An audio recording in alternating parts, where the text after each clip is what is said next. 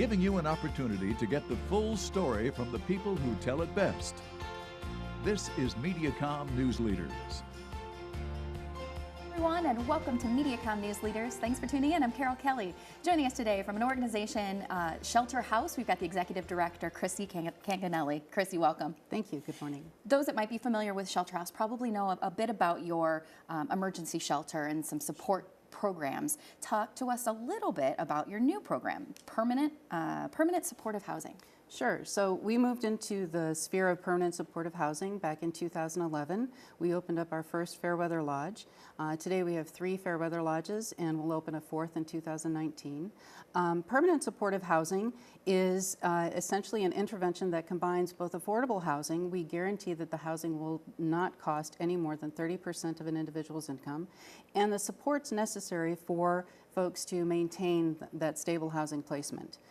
It's an intervention that's targeted primarily for folks that have systemic health issues, so diagnoses of serious persistent mental illness in combination oftentimes with chronic histories of substance abuse, brain injury, other chronic health issues. So it's a very targeted intervention, but it's proven to save both money and lives. Because of our experience in offering the Fairweather Lodge, which is a very unique model. It's a community living model and a community work. It's for individuals that are committed to their mental health recovery and understand that employment is a part of their recovery process, so they're self-selecting themselves into this particular program. But because of our experience in seeing the life changes, the impact on people's lives, we've decided that we want to make permanent supportive housing available to a broader population within the homeless population in our community, and to reduce barriers to accessing permanent supportive housing. So with that, we'll be opening Cross Park Place in 2019 as well, a 24 one-bedroom apartment building targeted for the chronically homeless in our community, and even further yet still, those individuals that have demonstrated that they're habitually cycling through our different services throughout the community.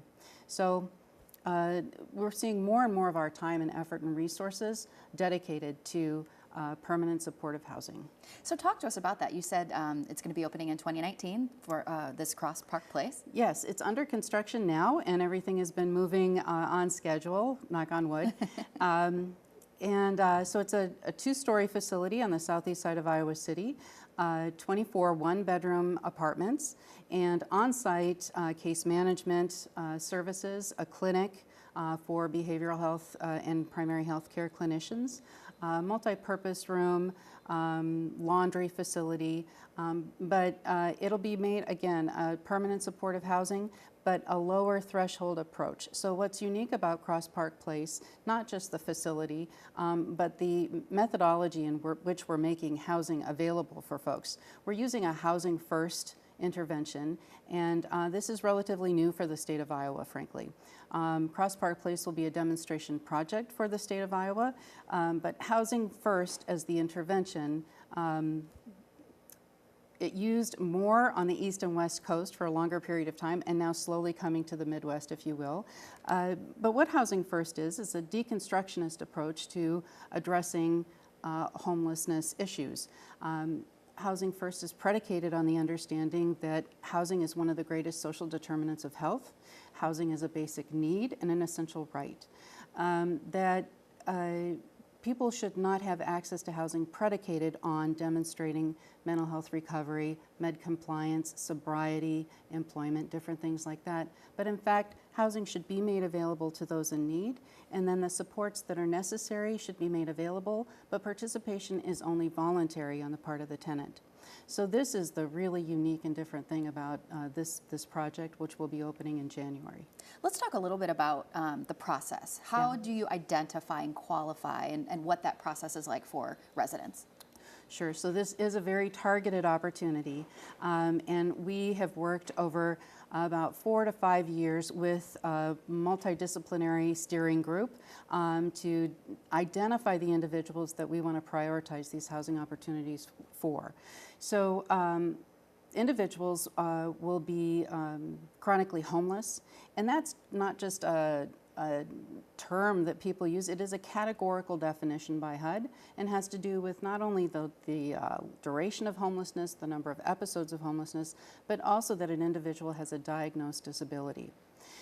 That's the first criteria. So individuals must be chronically homeless. The second is that we're also prioritizing Cross Park Place for individuals that have demonstrated habitual utilization of different services throughout the community. So cross-system service utilization, frequent use of emergency room, ambulance services, inpatient psychiatric services, treatment facilities, shelters, incarceration, only to recidivate or return back to living on the streets. Back several years ago, we did an analysis of 4 individuals that were living on the streets of our community that demonstrated this kind of high cross-system service utilization, and we're able to show that individuals were incurring up to an average of $140,000 in unreimbursed cost to our community per person per year to travel through this circuit in no particular order, at great expense to the community, but also an expense in human life. We worked with 4 individuals, and 2 of those individuals have died while living on the streets. So it's with that intention and addressing those individuals and those needs and understanding that we can and must do better that we're making Cross Park Place available. And if we follow the lead of communities across the country that have gone before us, we should be able to show as much as a 60% decrease in costs as people are stably housed. They should not be traveling through this circuit of these high emergent services. If you had to look forward, the hope and intention of some of these long-term communities is to ultimately get them back into the community, correct? Yes, yes. So through housing and being able to support people in maintaining that housing, providing services as they're requested, not required, but as they're requested, but having them available in the time and place when they're needed, people can begin to heal and begin to put homelessness behind them, repair, heal, and move forward in their lives, and become again a part of the community. Now, some individuals within Cross Park Place will eventually want to move on into the broader community, and we'll help them do that, and we can support them as they do that. That would open up new opportunities, of course, within the facility itself. And some individuals will be interested in going back to work. But we're talking about a population that has spent many years on the streets, for some even decades, and their health is truly very deeply, profoundly deteriorated. So the expectations and the goals are going to be different and really focused on just living a more healthy and stable life. Are there ways that the community can help to support Cross Park Place? Most definitely. So understanding more about the people that we're working with and the differences across the different cohorts within the homeless population. So in part it's education, reaching out to find out what the volunteer opportunities will be at Cross Park Place, and for that matter more generally available through Shelter House, the different programs that we offer.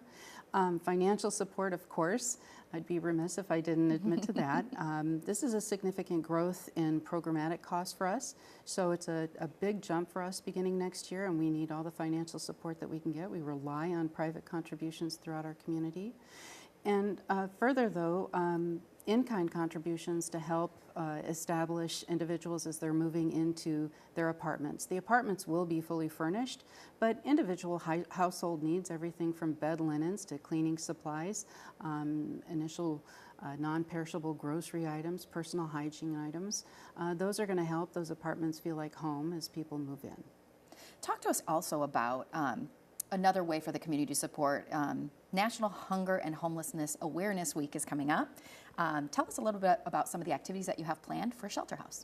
Yeah, so this is a national event celebrated each year, the week before Thanksgiving. I think it begins November 11th this year. And locally, we have quite a number of different activities that are happening. I think that on the 12th, we have an art event at Film Scene in downtown Iowa City, where 2 members of our Fairweather Lodge program will be showing their artwork, and that'll be open to the community that evening.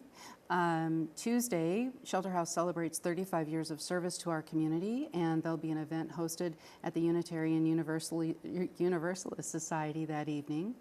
Wednesday, we have a really fun fundraising event, Foodies Fighting Homelessness, and that's in partnership with local restaurateurs in Iowa City and Johnson County in general. We have about 15 different restaurants already that have partnered with us, and they'll be making tables available. People can purchase tickets, either individual seats or entire tables at the different restaurants on our website. That should be up soon. And support Shelter House. You'll have a great 3-course meal and support our mission at the same time. So we're looking forward to that evening. And Thursday, there'll be a soup luncheon in partnership with Gloria Day Lutheran Church. And also, very importantly, a service fair that will be offered throughout the day at Robert A. Lee Community Center in downtown Iowa City for any individual in our community in need. They can connect to the different continuum of services that exist in our community with the different providers will be represented, and individual items, essential items will be made available to give to people who attend. And I think that wraps up the different activities for that week. It's quite a week. How can someone learn about some of the different activities and find out everything that's going on that week? Yes, everything is on our website, which is shelterhouseiowa.org. It should be quite available there. Talk to us, too, just in general about Shelter House. As an organization, you said you're celebrating 35 years. That's amazing work that you've been doing in the community. And talk to us a little bit about that, some of the services. Yes. So 35 years ago when we opened up, we truly were just a place for people to get in from out of the cold. We were a bed for people to sleep in and a roof over people's head. But over time, as other communities and organizations developed the capacity to better serve and address the needs of people experiencing homelessness, so did we. We started adding case management services, life skills supports, different resources to help people not just manage the event of homelessness, but move beyond homelessness. So services have been growing throughout the years.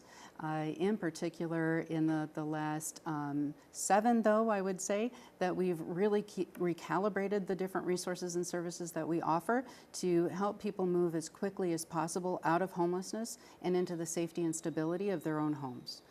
So we offer everything from emergency shelter through rapid rehousing services, which is really the work that we do, case management, life skills support, employment assistance, helping people find and secure employment in our community, but accessing housing within the community through providing the support for security deposit, rent assistance for up to 3 months to really help people get from that homeless situation into housing as quickly as possible.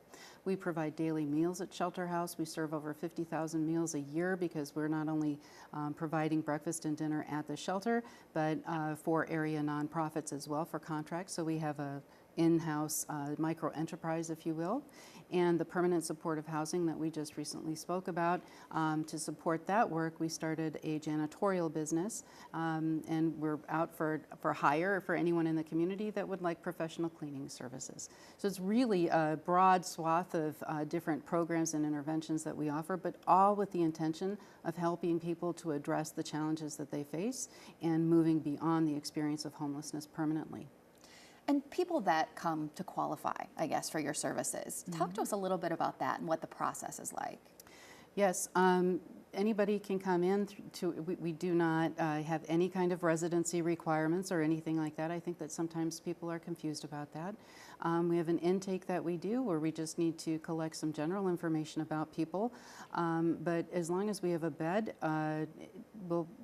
we'll get you in. Now the challenge is that we don't always have a bed available. We often run at capacity, so we have to manage a wait list, and that starts over every night. But we prioritize the access to the emergency shelter services using a coordinated entry process, which is something that's now made available through the state of Iowa, and prioritizing access for individuals who are at higher risk to get them into the shelter first, if that makes sense.